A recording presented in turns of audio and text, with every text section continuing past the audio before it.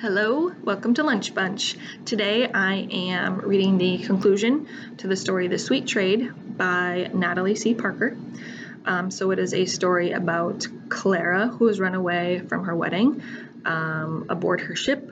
She is escaping to have a life of adventure. She meets Pearl, who has also run away on her wedding day, and they're kind of at the point where they both want to escape. Clara has said she wants to be a pirate. And Pearl is not sure if that's possible. They're both girls in a world where girls aren't allowed to have those sorts of adventures. So again, this is from the book All Out. It is a collection of historical fiction, short stories, written by queer authors and about queer teens. And so now we're at the point where Clara and Pearl are trying to decide if this is the life that they're going to choose. The morning came with a cold drizzle and the sound of men's voices. Clara awoke sharply. Her skin was damp and shivering cold, but her heart was thumping heat into her veins. She could feel Pearl beside her, hear the sound of her steady breathing, still asleep. Making as little noise as possible, Clara rolled to her side, placed a hand over Pearl's mouth, and gently shook her awake. She startled, but seeing Clara's face, she settled again at once, nodding to show she understood. All around, tall grasses shuffled in the early morning breeze, providing them cover, but obscuring their view of the shore. The girls sat still in their bobbing boat, listening again for the sound of men. They came softly at first, low, indistinguishable voices threading through the reeds. Not until they came a little closer was Clara able to determine that there were two of them. She raised two fingers, and Pearl nodded, agreeing. Two girls and two men. They were decent odds, but Clara felt a tremor threaten in her breast. She stilled it with a plan. Leaning close to whisper in Pearl's ear, she said, "The plan is to run. I'll ready the boat. You get my sword and be ready to look fierce with it." Pearl nodded, but asked, "Where's your sword?"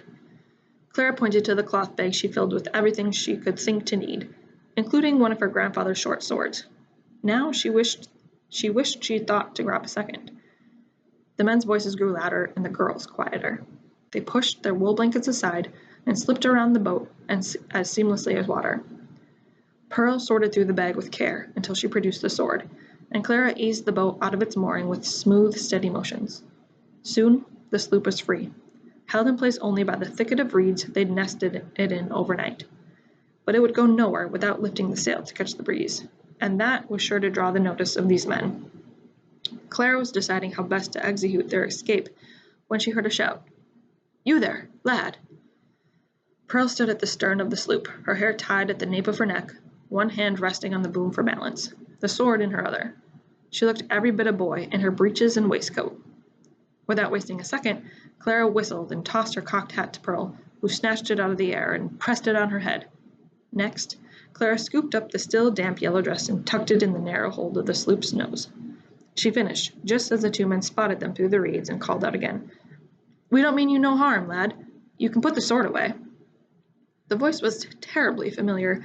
By the way Pearl's hand tightened on the hilt of her sword, she thought so too.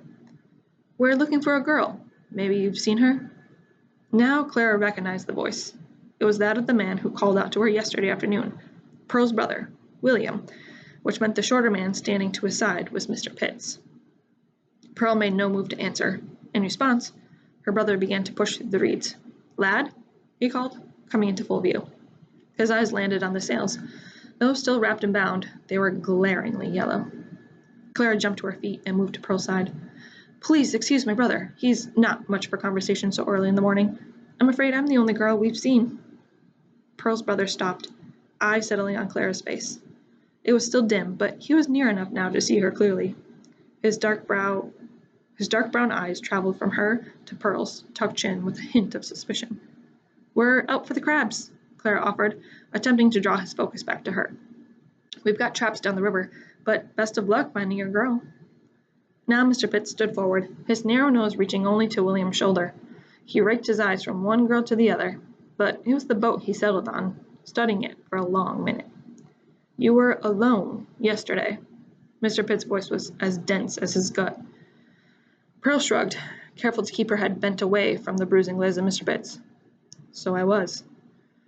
Clara could hear the slight shudder in Pearl's breath, but Clara wasn't afraid. She smiled kindly at the men, then gave Pearl a shove. The mainsail won't raise itself, Jack.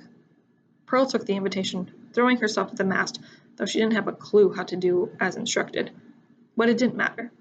The men, convinced these two had nothing to offer them, moved along down the banks of the river. Clara joined her friend at the mast, quickly loosening the rigging and raising the sail. Within minutes, they were back on the river, riding the wind away from trouble. Jack, Clara crowed when she was sure they put enough distance between them and the men. Do you know what this means? That I owe you twice over? Pearl's voice was drawn tight as a sail. Yes, but also it means we don't have to be boys. Clara danced to her friend's side to steal the hat from her head and place it on her own. They only have to think we are, and we can be whatever we desire. A smile teased at Pearl's lips. Clara pressed her advantage. What do you say, Pearl? Come with me to Carolina. Join my crew. Be my pirate brother. The sun slid glittering pink across the river, gliding the horizon in layers of light like silk. It looked like treasure. Pearl's chin tipped down as she studied her boy's clothing.